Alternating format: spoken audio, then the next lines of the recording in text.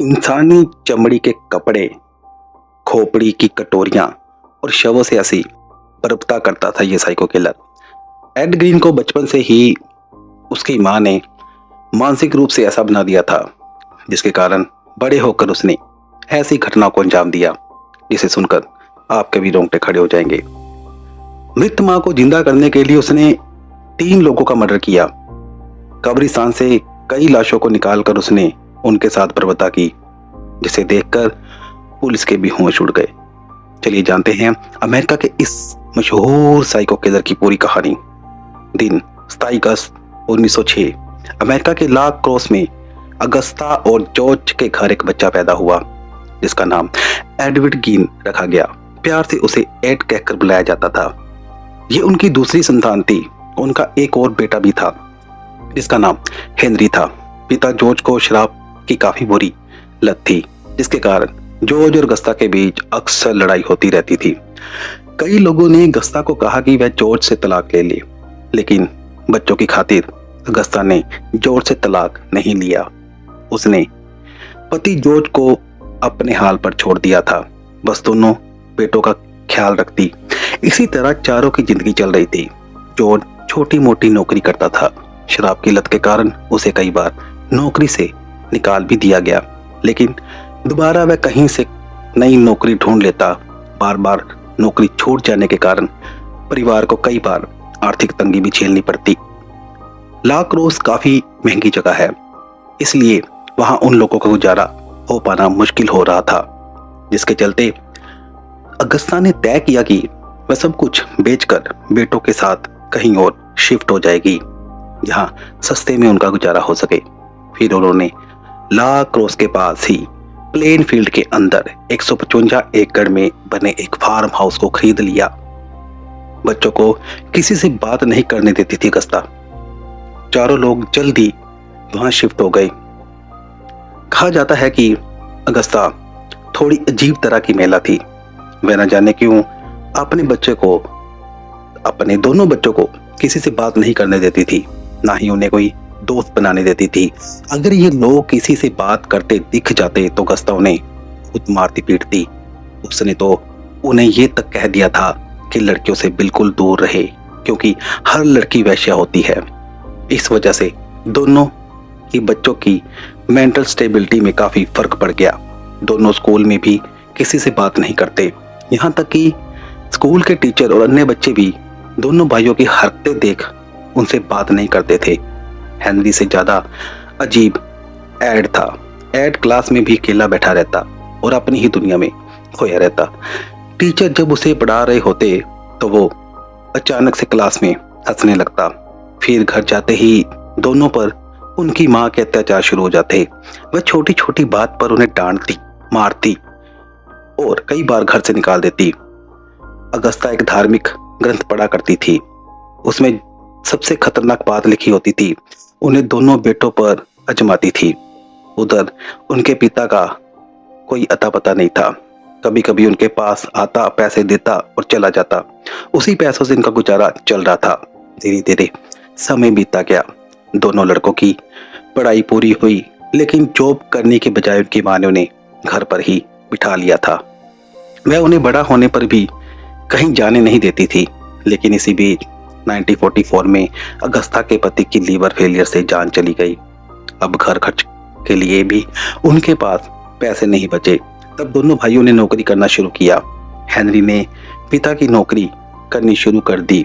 वह घर घर जाकर लोगों के छोटे मोटे काम कर दिया करता। वही एड ने बेबी सीटर की जॉब शुरू की। वह घर घर जाकर छोटे बच्चों की देखभाल करता। तभी एड को पता चला कि उसके भाई का अफेयर एक सिंगल मदर के साथ शुरू हो गया है, जो कि तलाकशुदा थी। इसी के चलते हेनरी ने घर आना भी काफी कम कर दिया था। एड को हेनरी की ये बात बिल्कुल भी पसंद नहीं आई और उसने कहा कि वह माँ को इस बारे में सब बता देगा। लेकिन हेनरी अपने रिलेशन को लेकर काफी सीरियस था, इसलिए उसने माँ से भी कह दिया कि वह अब उसकी जिंदगी में दखल न दे, क्योंकि अब वह बड़ा हो चुका है। इसी बात को लेकर घर में अक्सर झगड़ा होता। हेनरी ने एड को भी समझाया कि वह माँ की बात ना मानकर आम इंसान की तरह जिंदगी जिए। लेकिन एड नहीं माना और उसने कहा कि वह माँ की ही बात मानेगा। फिर दिन आया 16 मई 1944 का। एड और हेनरी फार्म हाउस के बाहर लगी घास को साफ कर रहे थे। पूरे घास को जलाने के लिए दोनों ने आग लगाई, लेकिन ये आग काफी फैल गई, जिसे बुझाने के लिए दोनों भाई तमाम कोशिश करने लगे। हेनरी एक तरफ भागा और एड दूसरी तरफ। थोड़ी ही देर बाद एड ने देखा कि उसका भाई घास के पास मृत पड़ा है। वह भागकर पुलिस स्टेशन गया। उसने पुलिस को बताया कि आग बुझाने के चलते उसके भाई की जलकर मौत हो गई है। पुलिस ने जब जांच शुरू की तो पाया कि हेनरी कहीं से भी नहीं जला है। उन्होंने एड और उसकी मां से एड से सख्ती से पूछताछ की तो दोनों ने मामले को दबाने की कोशिश की और कहा कि हमारे घर का मामला है, कोई बात नहीं, हम इसे देख लेंगे। यहाँ पुलिस ने भी लापरवाही दिखाई और शव का पोस्टमार्टम करवाए बिना ही उन्हें सौंप दिया और मामला तक दर्ज नहीं किया। समय बीतता गया। दिन आया 29 दिसंबर 1945 के दिन अगस्ता की हार्ट अटैक फेलियर से मौत हो गई। अब परिवार में सिर्फ एड ही बचा था। एड अकेले ही 155 एकड़ के फार्म हाउस में रहने लगा, लेकिन मां की मौत का सदमा बिल्कुल भी बर्दाश्त नहीं कर पाया था। वह डिप्रेशन में जाने लगा था। उसने फार्म हाउस के हर उस कमरे को बंद कर दिया जहां जहां उसकी मां की ज्यादा समय बिताती थी। घर की हालत ऐसी हो गई थी कि हर जगह सामान बिखरा पड़ा था। घर में बदबू ही बदबू थी और यहाँ तक कि हर सामान में कीड़े पड़ गए थे। कुछ ही दिन तो एड की माँ को याद करते रोता रहा। फिर उसने सोचा अब जिंदगी तो जीनी ही है। फिर उसने हॉरर कॉमिक्स पढ़नी शुरू की। वह पहले से भी ज्यादा अजीब हो चुका था। इसी तरह उसने 12 साल निकाल दिए। फिर आया 16 नवंबर 1957 का दिन। प्लेन फील्ड का एक दुकानदार ब्रेन्स वार्डन अचानक अपनी दुकान से गायब हो गया। 2 दिन तक जब ब्रेन्स का कुछ पता नहीं लगा तो उसके बेटे ने पुलिस को इसकी सूचना दी।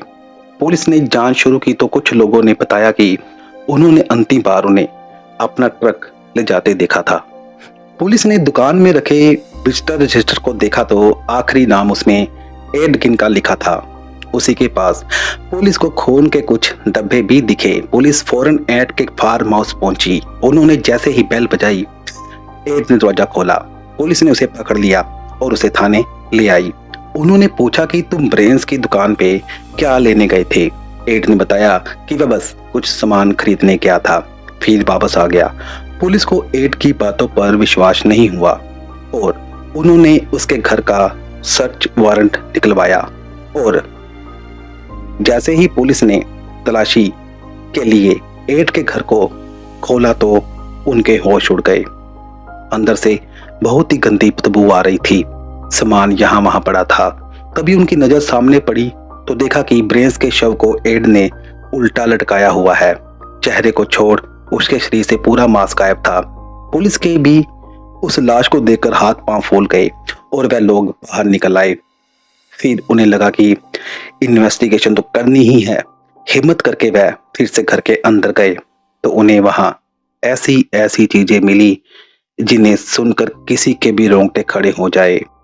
पुलिस को वहां कुछ कटोरियां दिखी जो देखने में काफी सुंदर लग रही थी, लेकिन जैसे ही उन्होंने उन कटोरियों को उठाया तो पाया कि वह इंसानी खोपड़ियां हैं जिन्हें कटोरियों की शक्ल दी गई थी। पुलिस को लगा कि ये इंसान कोई नॉर्मल इंसान नहीं है। उन्होंने घर की और तलाशी लेनी शुरू की तो पाया कि उस घर के हर कोने में इंसानी हड्डियां पड़ी हुई हैं। फिर उनकी नजर वहां पड़े कूड़ादान के पास पड़ी। वहां उन्हें इंसानी चमड़े से बने दस्ताने मिले। जैसे जैसे पुलिस आगे बढ़ती गई वैसे वैसे उन्हें ऐसी अजीबोगरीब चीजें मिल रही थी। आगे पुलिस ने देखा कि उसके बेड के पास एक पुड़िया पड़ी है जिसके अंदर इंसानी होंठ काट कर रखे थे। पुलिस को वहां एक चमड़े की बेल्ट भी मिली जिसमें महिलाओं के स्तनों को काट कर लटकाया गया था। वहीं टेबल पर कुछ फेस मास्क रखे थे। दरवाजे के पास एक थैली पड़ी है। जब उसे खोला गया तो उसमें इंसानी दिल रखे मिले जिस पे कीड़े लगे हुए थे। बगल में एक जूते का डिब्बा मिला जिसमें महिलाओं के गुप्तांग काट कर रखे थे। कुल 9 गुप्तांग उसमें रखे हुए थे। पुलिस ने इन्वेस्टिगेशन जारी रखी और अंत में उन्हें ऐसा कुछ मिला जिसमें वो लोग भी काफी परेशान हो गए। एड की अलमारी में इंसानी चमड़ी से बनाए कपड़े मिले, वो भी बहुत सारे। इसके बाद पुलिस ने एड से इस बारे में पूछताछ शुरू की तो उन्हें कुछ ऐसा जवाब सुनने को मिला जिसकी उन्हें बिल्कुल भी उम्मीद नहीं थी। एड ने बताया कि जब उसकी मां की मौत हुई तो वह पागल सा हो गया था। इसी पागलपन से बाहर आने के लिए उसने सोचा कि क्यों ना वो अपनी मां को दोबारा जिंदा कर ले। इसी चक्कर में 1947 से लेकर 1952 तक वह अपने आसपास के 3 कब्रिस्तानों में रोज जाता। जैसे ही उसे पता लगता कि यहाँ कोई नई लाश दफनाई गई है तो वह रात को उस लाश को बाहर निकालता और उसे घर ले आता। यहाँ वो लाशों को काटता, उनकी चमड़ी से वैसे ही कपड़े बनाता जैसे उसकी माँ पहनती थी। जिस लाश का कोई अंग उसकी माँ से मिलता जुलता लगता उसे भी काट कर अपने पास रख लेता। एड ने बताया कि वह ऐसा करके एक इंसान तैयार करना चाहता था जो कि उसकी माँ की तरह दिखता। उसने ये भी बताया कि उसके फार्म हाउस में काम करने वाली 2 महिलाओं की भी उसने हत्या की है। इसके बाद 21 नवंबर 1957 के दिन उस पर मर्डर के चार्ज लगाए गए, लेकिन उसकी मानसिक हालत को देखते हुए उसे ट्रीटमेंट के लिए भेज दिया गया क्योंकि मेडिकल रिपोर्ट में वह सिजोफ्रेनिया से पीड़ित मिला। अमेरिका के एक हॉस्पिटल में पूरे 11 साल तक उसका इलाज चला। फिर समय आया 1968 का। कोर्ट में उससे पूछा गया कि तुमने ब्रेन्स को क्यों मारा, तो उसने बताया कि उसे इस बारे में अच्छे से कुछ भी याद भी नहीं है। उसने कहा कि उसके पास एक लाइसेंसी रिवॉल्वर थी जो कि उस समय उसके पास ही थी। जैसे ही उसने जेब में कुछ सामान निकालने के लिए रिवॉल्वर को बाहर निकाला तो वह अचानक से चल गई, जिससे ब्रेन्स की मौत हो गई। उसे जेल नहीं जाना था, इसलिए वह ब्रेन्स की ही गाड़ी में उसके शव लेकर घर आया ताकि किसी को कुछ पता ना चल सके। एड के इस बयान के बाद कोर्ट को लगा जैसे वह अभी तक अच्छे से ठीक नहीं हो पाया है। उन्होंने उसे दोबारा इलाज के लिए भेज दिया, जहां 26 जुलाई 1984 के दिन एड की अचानक से अस्पताल में मौत हो गई। ये थी कहानी एक ऐसे सीरियल किलर की जो मैंने आप तक पहुंचाई। कहानी आपको कैसी लगी कमेंट करके जरूर बताएं।